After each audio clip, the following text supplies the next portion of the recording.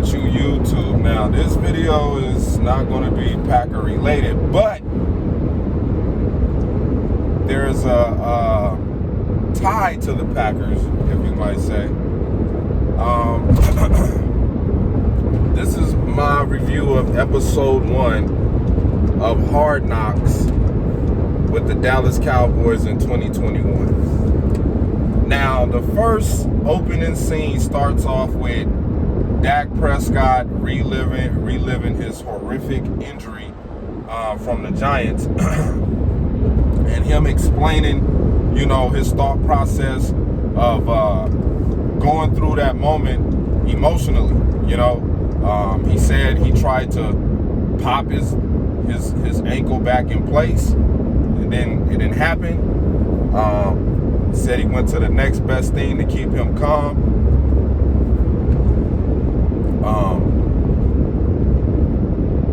And from there, he was carted off the field. So it's the first practice, training camp, and the montage or the theatrical, sensationalized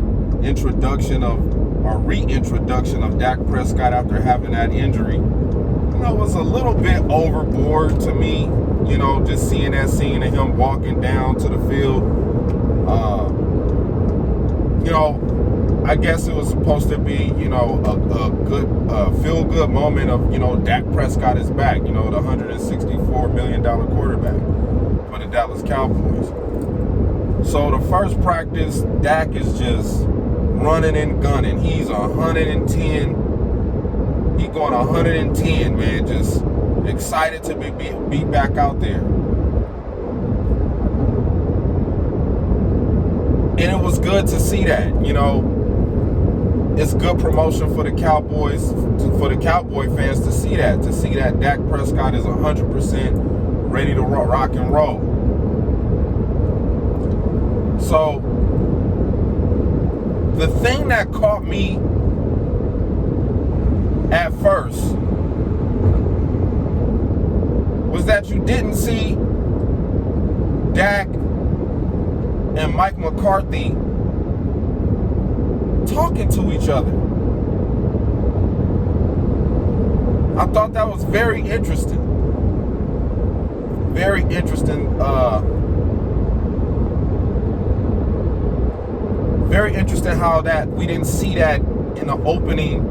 They showed Jerry Jones doing his same marketing spiel. I bought this team, and I bought this team, and I bought this team, and I bought this team, and we won those 3 championships. And I'll do anything in the world to win another championship. I'll just do anything, crying and shit. God knows I'll do anything. You guys know that. Just, the same old Jerry lingo every year after every fucking year with the Cowboys. But I thought that was very interesting for Hard Knocks HBO to not show an early interaction between Mike McCarthy and Dak Prescott. I thought that was kind of weird. So they show Zeke looking phenomenal, looking good, ready to rock and roll. Nothing wrong with Zeke. Only thing he got to work on is protecting the football. He had quite a few fumbles last year. Cost me some fucking money. But needless to say, it's good to see Zeke in a good headspace. Zeke already knows that he's probably going to be carrying the load for this team this year, him and Pollard. So McCarthy and Stephen Jones mentioned that, they really didn't want to push Zeke too hard in preseason or at practice. Give him his reps and then, have him work on his fundamentals, protecting the football. That's what we want Zeke to be doing, just protect the football. So Zeke looked good. They really didn't say anything about the wide receivers. They talked about CD Lamb, but it was like on some goofy ass shit. They didn't really talk about Amari Cooper. They didn't say anything about the tight ends, the offensive line, really much. Nothing. It would just seem like this was all catered to Dak Prescott. So Mike McCarthy has a meeting with the team. He goes, what's the metrics on Dak Prescott? They say 575. McCarthy goes, damn. And when they showed Dak's montage of him running and gunning and throwing and gunslinging the ball, you hear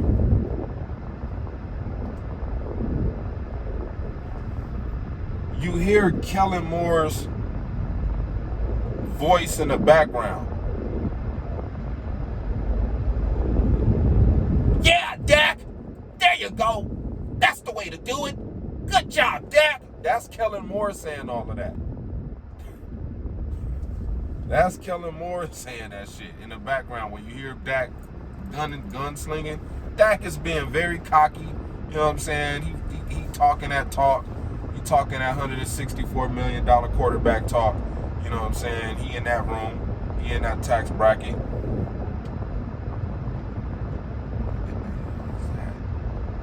So McCarthy goes, we need to lighten the load, man. Don't have Dak, going too hard in practice.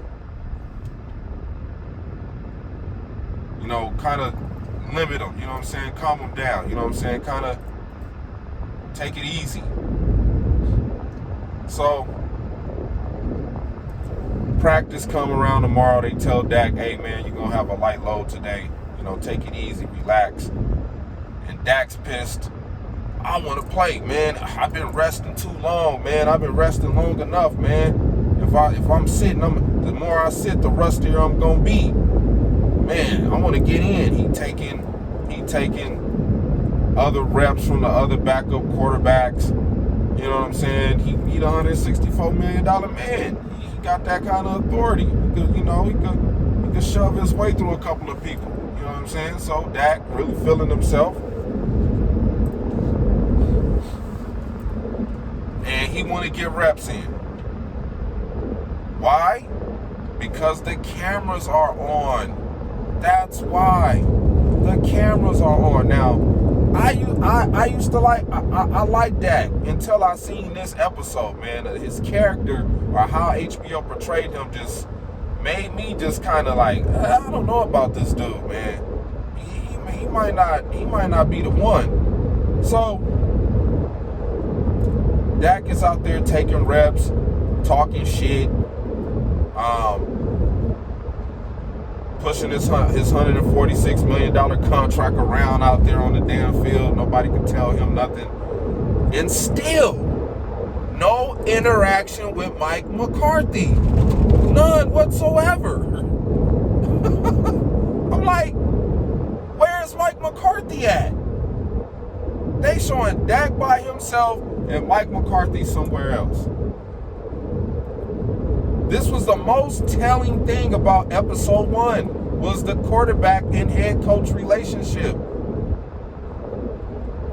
Now, we don't know if Dak heard some stories from other players or he just not feeling Mike McCarthy.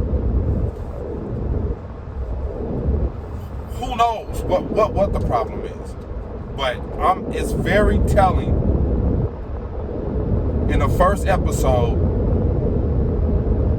to this point, to the second practice, no interaction between Dak Prescott and Mike McCarthy. Just weird. So, Dak's upset. He's mad. So then they go into this whole birthday deal with, Zeke and Dak talking about their relationship and how they best friends and whatever they exchanging gifts. They throw the cake in Dak's face. Everybody's all laughs. Still, no Mike McCarthy. They didn't even show Mike McCarthy say happy birthday to Dak. I'm like, what is going on, man? So, boom. Dak going too hard in practice. Feels a little something funny in his arm.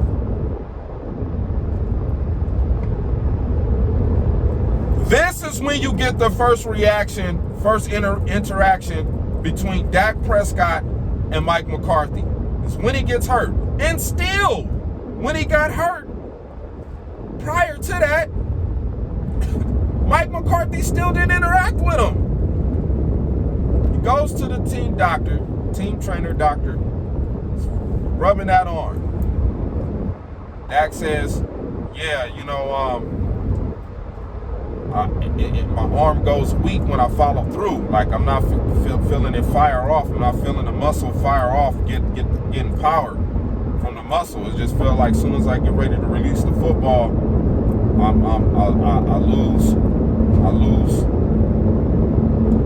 lose strength. It gets weak. And we've seen this happen to a quarterback before, Ben Roethlisberger. But Ben Roethlisberger had to have Tommy John surgery. Remember, he threw the ball, nobody hit him, and the shit just went out. So, the team doctor tells Dak, you know, it'll be good for you to go to the medical and get checked out so we can see, you know, what's the best direction to go about this injury and treatment.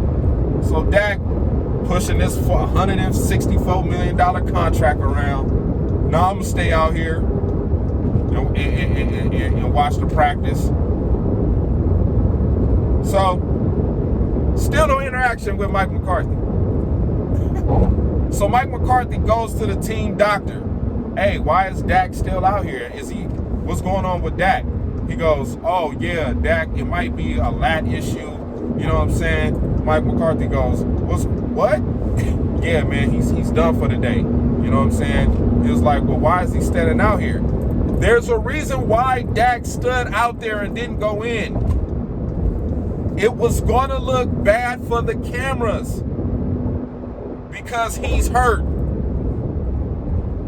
He's hurt. Damn, I can't go to the medical tent. My teammates going to see me go there. They're going to be like, damn, what's wrong with Dak? Damn, this going to look bad for HBO. Damn, the fans seeing this shit. That's why he didn't go in. So McCarthy goes, dear Lord. He goes over to Dak. Hey, man, how you feeling? I'm all right. You know, just a little, I don't feel like a cramp, like a little sore. You know what I'm saying? I think I'll be all right. Well, you don't think you should go to the medical so we can see what's really wrong with it, get it checked out properly? Like, you know what I'm saying? You just standing out here, you know, it's not going to help the purpose. You know, we need to find out what's going on right now. So Dak just walks away. Just storms off from McCarthy. I'm like, oh, man, Mike McCarthy is just not getting no love, man. So they go, next thing you know, they talking, they got Jerry Jones in his office.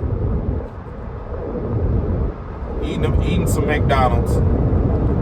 And Jerry, you know, Jerry gonna do his due diligence to get a second and third and fourth opinion.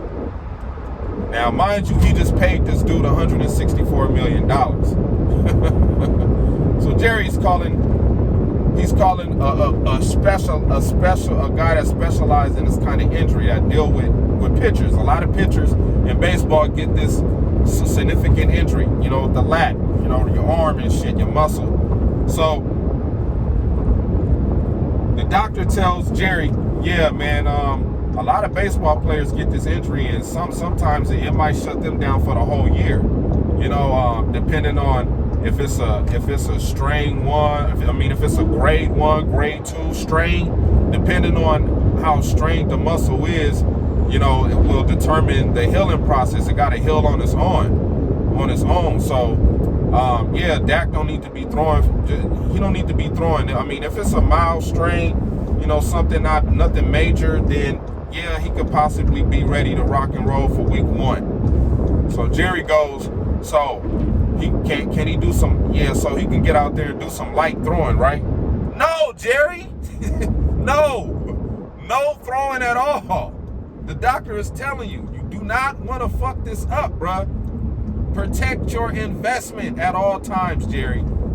Jerry's still trying to push the issue that Dak can do some light throwing. What? Hey, but yeah, he can definitely get out there and do some light throwing. Can he? Can't, right?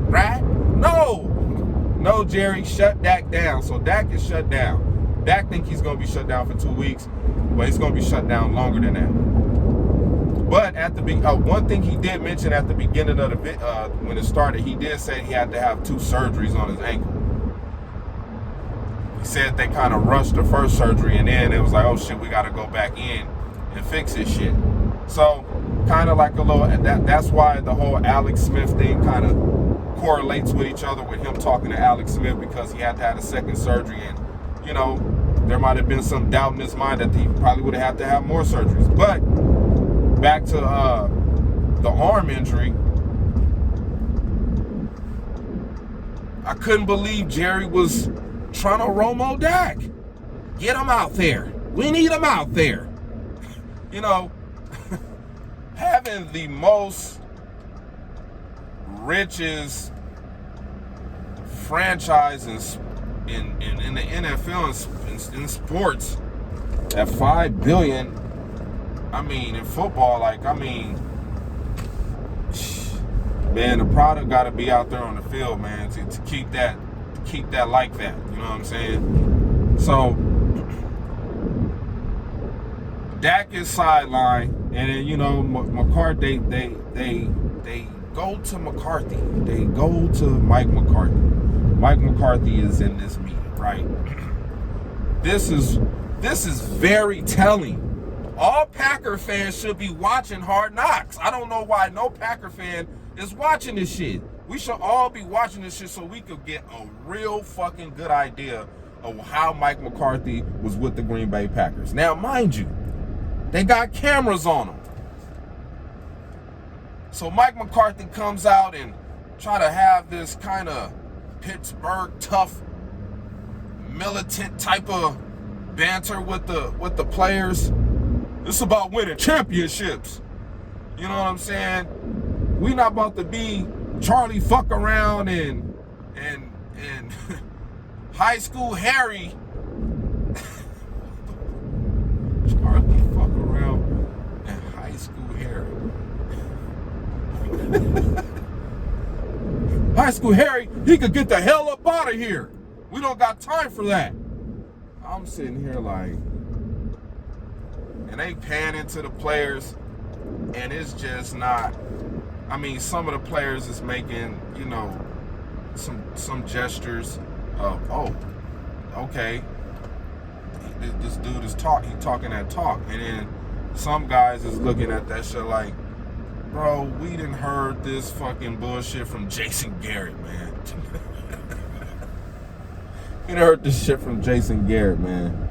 And what Skip said on Undisputed was true. This team is going to have to galvanize itself to try to win games, because Mike McCarthy is just not interactive. We seen him talk to Stephen Jones, and then we see him give this speech, and he's doing the whole Austin Powers. You know, some of these dudes, they young, they ain't even seen this movie, and you gotta have your mojo, you know? Get your mojo, you know what I'm saying? We're gonna go out there and we're gonna have some mojo.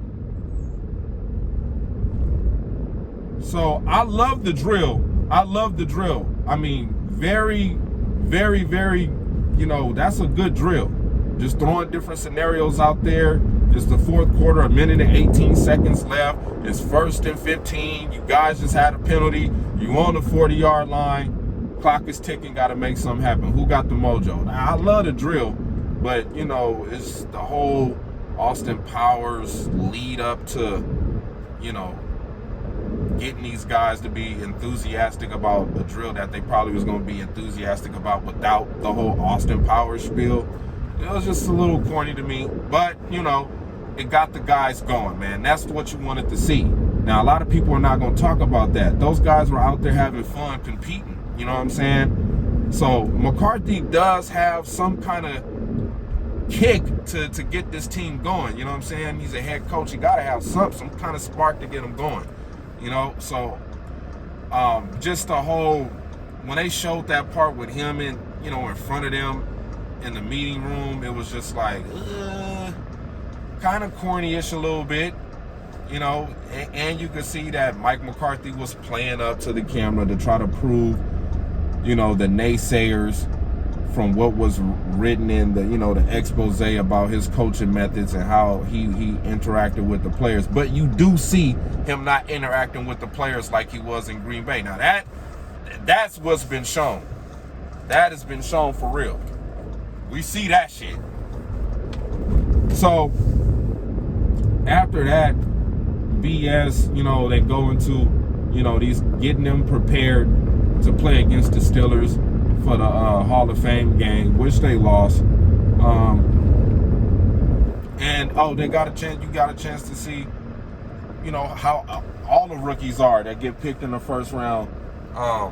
Be so excited and be ready to go and ready to rock and roll and get on the field and showcase their talent and shit like that. And then, it's politics to this whole thing. You know what I'm saying? That's what the linebacker that they drafted, his name is Parsons, that's what he's going to have to understand. And Van Der Esch was an example of that. Like, yeah, man, they're going to shut you down this preseason. He trying to calculate how everything is going to go. Like, damn, I'm going to be doing a lot of sitting around. Yeah, man, when you a first-round pick, you getting paid some pretty big money, man, to be a rookie. So, it's like a brand new car, man. You're not trying to wear it out before you can really get the performance you want out of it. So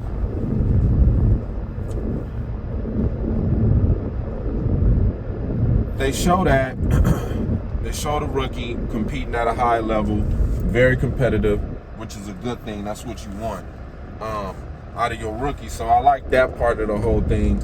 And then it ends with them losing to the Steelers, and it goes to Dak Prescott and everybody returning back to Oxnard, California. I should go up there and check out their training camp, man. I've been wanting to go up there, but I ain't trying to. Fuck that. So when it ended, it ended with Dak Prescott telling this story of how he broke his throwing arm.